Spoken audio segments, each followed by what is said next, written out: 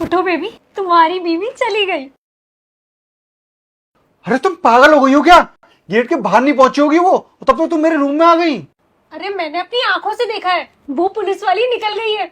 अब हम दोनों के अलावा यहाँ कोई नहीं है। तू भी ना कम पागल नहीं है। वो तो अच्छा है कि मेघा की नौकरी पुलिस में है, जो कि बाहर नौकरी करने जाती है।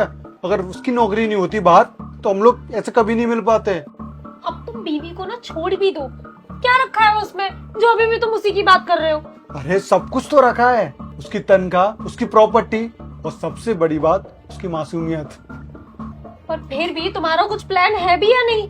कब तक हमें यूं चुप चुप के मिलना पड़ेगा? कब तक मैं ये काम वाली बन के तुम्हारे घर में रहती रहूंगी? देखो कुछ वक्त की बात है, उसके बाद मैं सब कुछ सेट कर दूंगा। अच्छा चलो, ये सब छोड़ो, आप कहीं चलना है या यही रहना है? और तुम परेशान मत हो, मेरे पास एक धांसू प्लान है और उसके ऊपर मैं काम भी कर रहा हूँ। कैसा प्लान? मेरा एक दोस्त है, उसने सब कुछ सेट कर दिया है। मेघा का हम कराएंगे एक्सीडेंट और ड्यूटी करते में उसका एक्सीडेंट हो जाएगा, किसी को शक भी नहीं होगा और ये लगेगा कि एक रोड एक्सीडेंट है। समझ गई। और मैं भी समझ गई।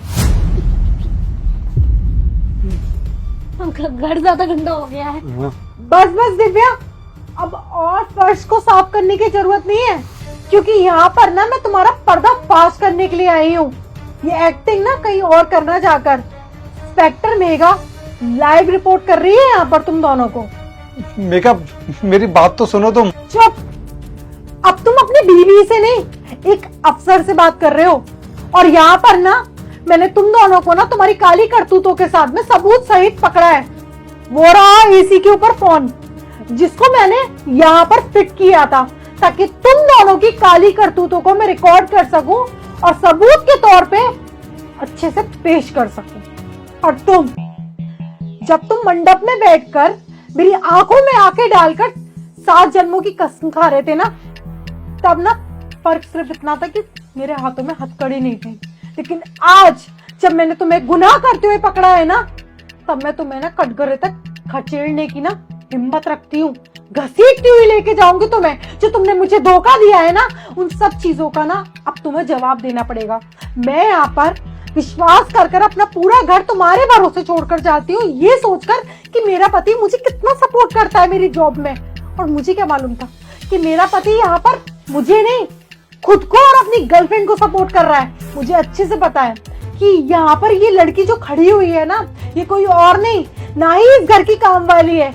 ये सिर्फ और सिर्फ तुम्हारी गर्लफ्रेंड है, जो यहाँ पर काम वाली बनकर रह रही थी। दीदी, दीदी मुझे माफ कर दो, मुझसे सच में बहुत बड़ी गलती हो गई।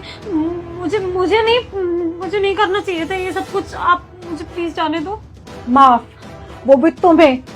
तुम काम वाली बनकर मेरे घर आई थी, लेकिन मुझे नहीं मालूम था कि तुम एक धोखा हो जो मुझे दिया जा रहा है। अरे मैंने तुम्हें छोटी बहन जैसा प्यार दिया था हमेशा।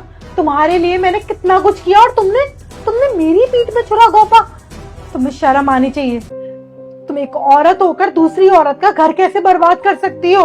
अरे कुछ तो देखा होता, कम से कम तुम ये तो देखती कि जो इंसान तुम पर इतना भरोसा कर रहा है, तुम जब उसका भरोसा तोड़ोगे तो उसके दिल के किस तरीके से टुकड़े होंगे। पर तुमने कुछ नहीं सोचा। तुम दोनों को मैं छोड़ूंगी नहीं। अब तुम दोनों के खिलाफ मैं एफआईआर करूंगी। धोखा दिया है तुम लोगों ने मुझे। और नवनीत, तुम्हें तो सबसे पहले मैं डाइवोर्स दूंगी और उसके बाद में तुम दोनों को एक ही जेल में डलवाऊंगी, ताकि तुम ना उसके बाद में किसी और के साथ में ना ये सब कर ना पाओ। फिलहाल के लिए ना निकलो यहाँ से। मेघा बस एक बार मेरी बात सुनो। कभी कभी जब एक औरत ना पुलिस की वर्दी पहनती है ना, तो सबसे पहले इंसाफ ना उसके घर से शुरू होता है।